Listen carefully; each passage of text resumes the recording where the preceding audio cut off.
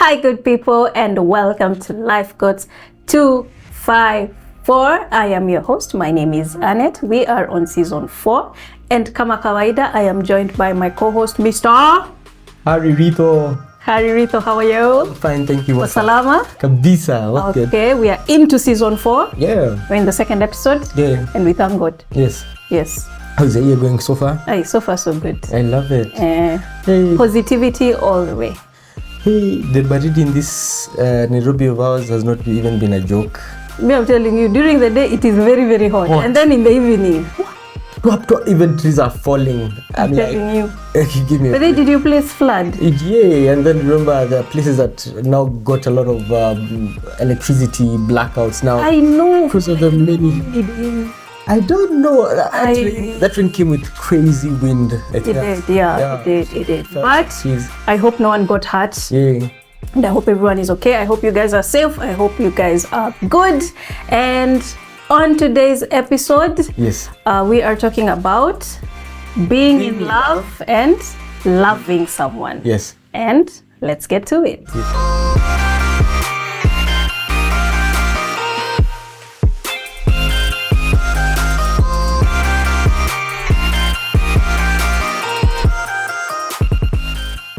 And the topic, I know you guys are like, huh? Loving someone, being in love. So it's confusing, but literally what you're trying to say is you can actually love someone but not be in love with someone. I love you, but I'm not in love with you. I love you, but I'm not in love with you. Wow. Yeah. So what's that difference?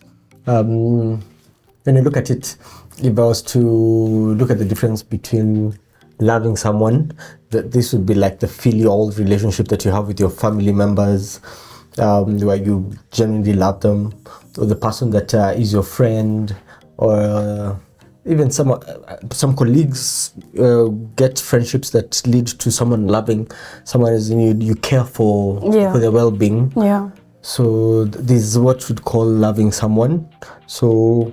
And there's, it's like two cadres, where the first cadre is the filial love that you have for someone. Yeah. And then those people that you love romantically, you want to be close to them, you want more than just the normal love, so you're in love with them. Yeah. And so being in love is more intimate, it is more close, and it is more couple-ish.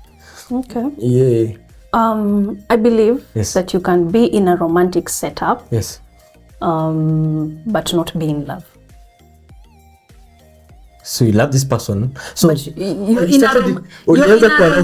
started in love. Yeah. Then you fall out of love. You fall out of the intimacy. Yeah. So now you just love them for the people they are. But you're no longer in love with them. You're no longer attracted to them that way. Yeah. Wow. Or just in love with them. Like you're ticking all the box of being in a relationship, but there's no excitement in it. There's no looking forward to being with this person. So you're just doing time and just hoping that they either get better, or at least you just raise the children. You said it very well. You're just doing time. Wow. You are just doing time. And those are the relationships in Nairobi. I hear people saying, no, we're just together because of the kids. Are you saying it's better now that... we are just doing it. Every time you feel you've fallen out of the in-love ship, now we call it quits, and so now... No, you work on it. The soko becomes a bigger soko. No. You work on it.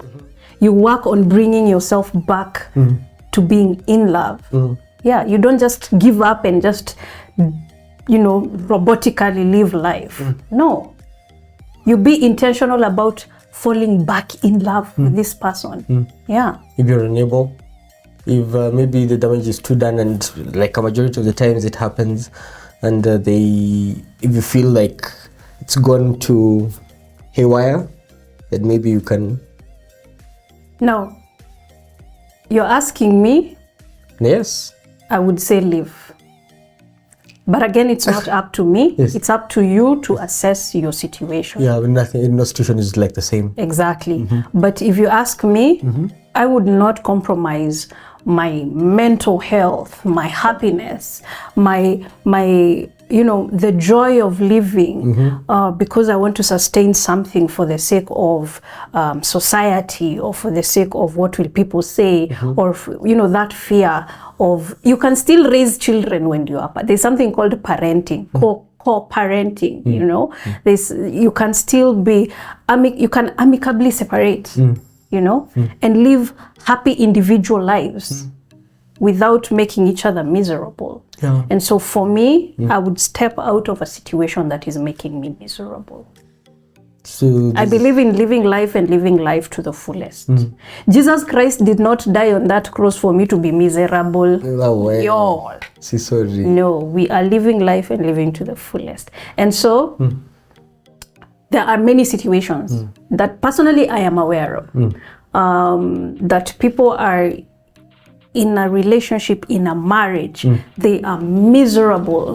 They cannot even stand this person. Like, they would not wish bad for them, know. There's that, you love them as a person. You don't wish anything wrong for them. In fact, you wish them well in life.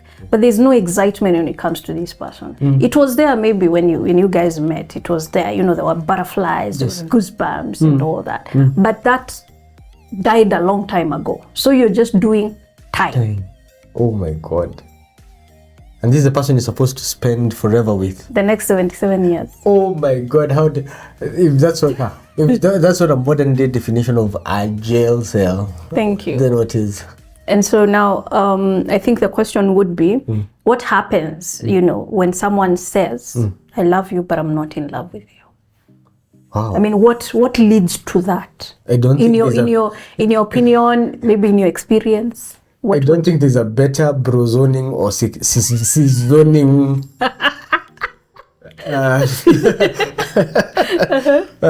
than that. Yeah. I mean, if someone tells you, Maze, I love you, nakupenda, yes, lakini I'm not in love with you, Maze, just know wenyewe it's either the signal of the beginning of the end, or pull up your socks zifike hapo zikwe stockings. Yeah, like really, really outdo yourself, make sure that you may try to salvage it. Look back for the first love, go back to the first love, and look at the things that are making this person fall out of love, fall out of the in-loveness. Yeah. The intimacy, the closeness. Because when you lose that, what else brought this person from their home all the way from Bungoma or Karachuonyo or Muiga?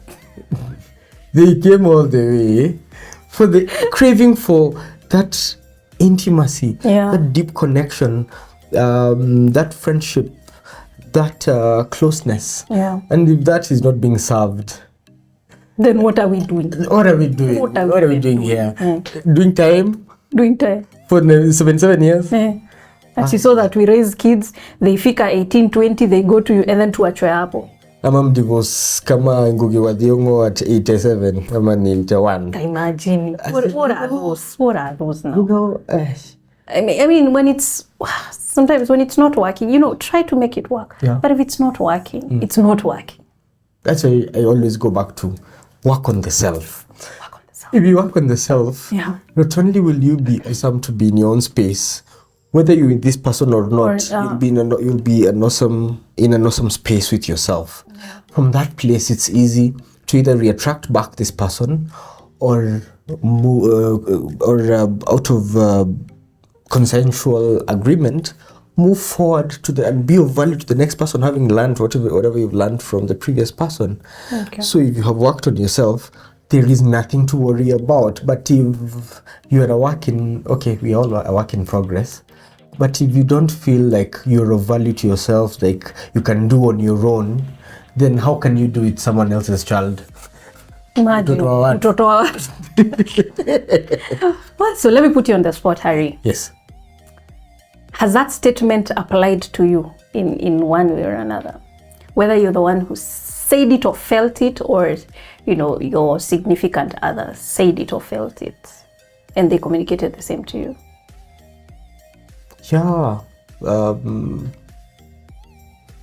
Oh, memories anyway. Yeah, it gets to that point where there's a diverging point of view in terms of how you're viewing your life 2 years from now, 3 years from now. And I found myself in such a situation, and we had to part ways with the person because the visions were not aligning, one, at least not the short-term ones, and it wasn't feasible, and a few words were said, and the seduction was gone, and the in-loveness had dwindled. There were no more butterflies. Yeah. And so if there are no butterflies, there's no reason to look forward to us being together. And when it gets to that point, you don't beat yourself up. You make the best out of it. You become the best version of yourself until you try to achieve levels of being happy unconditionally. You don't need the condition of having this and this and this for you to find joy, but finding joy either way. And when you get to that level, then your cup is full, and when your cup is full, you are able now to pour out from your cup. But when your cup is empty, you have nothing to offer, unfortunately. Yeah, that's profound. Yeah, that's profound right there. I have had incidences, where first and foremost, this is very, very, actually I was just doing, what do you call it, stock taking. Yeah? Yes. Of my life, yes. Of my love life. Yes. Where? Let me tell you. Where? What did you unearth? Oh my What did you stumble upon? What? I feel like I have said that to someone. Okay, not I feel like, I know I have said. Oh my God. I'm so sorry. Yes, I said that to someone once, but I think it was not it was not genuine. Like I said it, but it was not. Yeah. You wanted them to feel bad. Yeah. Because they had done bad to you, was it retaliatory, was it? Okay, they had. No, they had lied about something. So yeah. Okay, fine. In your revenging stupor. You know what? Me, like you as a person, I love you, by the way. I have no hate in my heart for you, but I'm not in love with you. When? Yeah.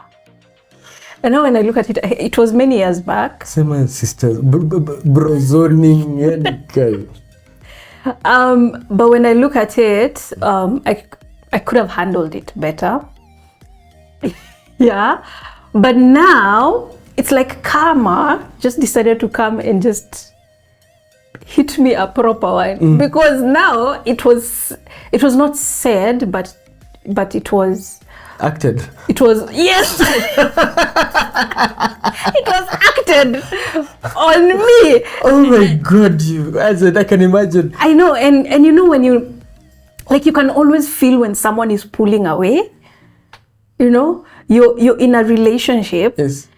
And you can tell this person is really trying hard not to hurt you. Yes. But you can tell when there's not in love. Yeah, you can tell when there's a disconnect. Like, yes, they're showing up, but there's no more enthusiasm. It is not path of least resistance for them. Yes. And you're like, Aki, this one, even if I don't know algebra. I can see where it's headed, like, you know.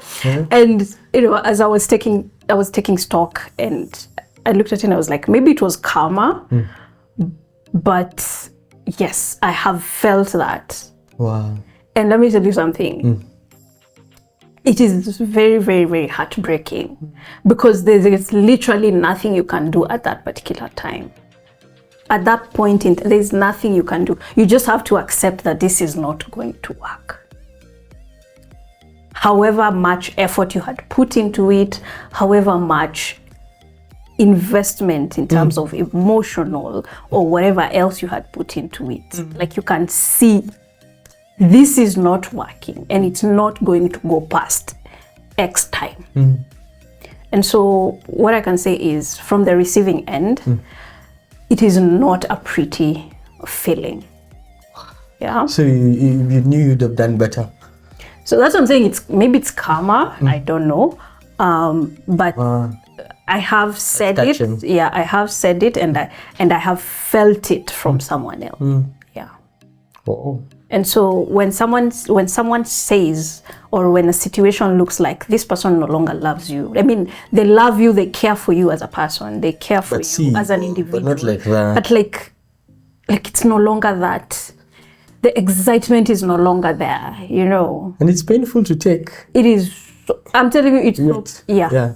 Like when you sit down and think about it, you ask yourself questions, and you're like, damn, like what? At what point did, you want to pinpoint that specific time that. Was it something that clicked? Did I do something? Is it me? Are you no longer active? Am I not measuring up? You know? Am I slacking in one way or another? Am I too sexy for them?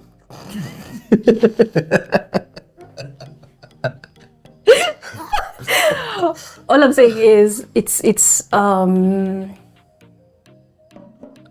not a feeling that you want to feel again.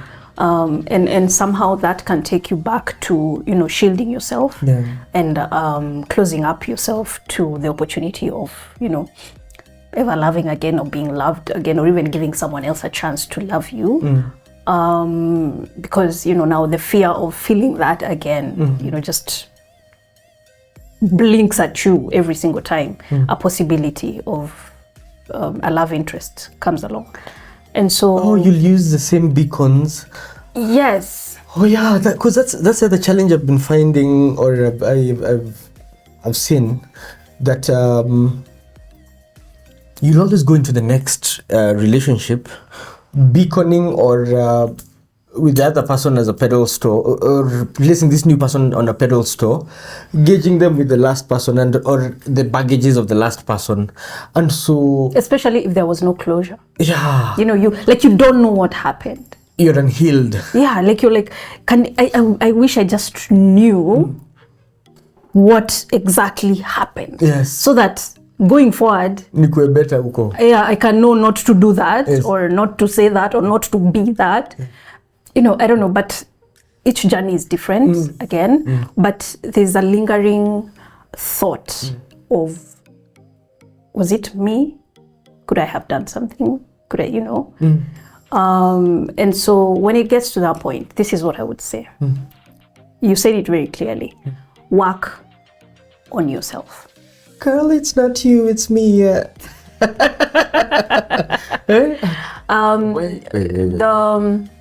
The best thing you can ever do in such a situation is look at yourself, see how you can make yourself better.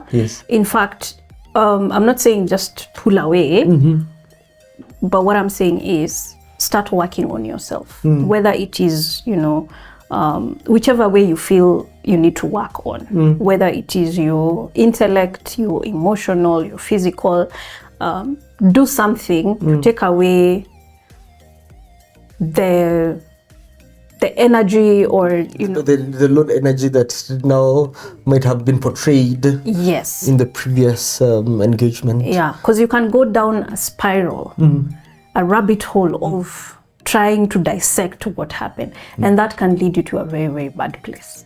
So number one, what I would say, you find yourself in situations where either you or the next person, you know, you love this person, you care about this person, genuinely, you want good for them, you want the best for them, but you no longer feel a strong attraction towards them, you're no longer in love with them. When it comes to that point, the best thing you can ever do is stop trying to hold on so much, because all that is going to do is hurt you more. And it even pushes the other person away more. Yeah. So let go and work on yourself. Yeah. If things work out and you know, fall back in love, well and good. Yeah. But move away from it knowing that you are working and progressing towards a better version of yourself. Yeah. Yeah. I like how you said, don't try to hold on to it. I remember there is a saying that says, I think it's an old adage or something, that if you love something, a bird, let it go. If it comes back, then maybe it was yours. It was actually yours. So that art of giving space and giving time, and you never know, time heals.